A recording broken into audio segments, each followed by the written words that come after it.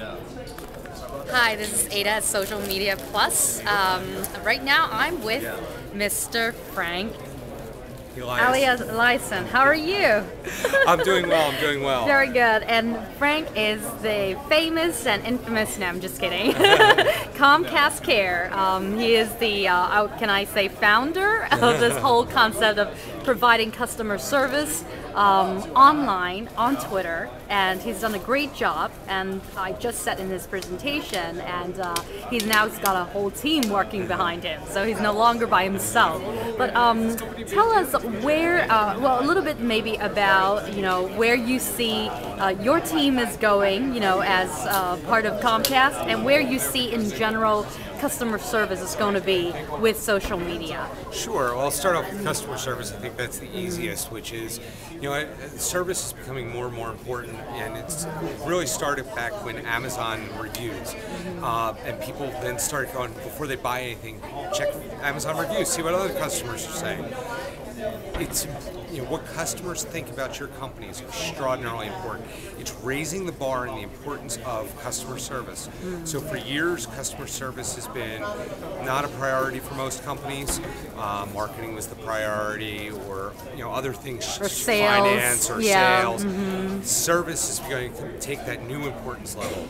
You're going to see the growth of chief customer officers. You're going to see is there one in Comcast? Is there a chief customer officer? I would actually, I'm gonna name someone who doesn't have as the title, but I will say we have a new president. Okay. And Neil Smith, to me, is the epitome of chief customer officer. Okay. When he started with the company his first day, he sat there listening to calls most of the day.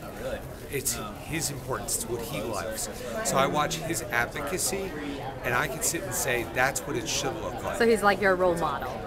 Neil is great, and I think it's great to have him on board, and I love the emphasis that he's placing on service. And so we have a lot going on because of that. So it's an exciting time for me. Okay. But now in terms of where I see my team and everything else, I really see eventually the day where all employees are doing things in social media, and so their friends might come to them and needing help from a company.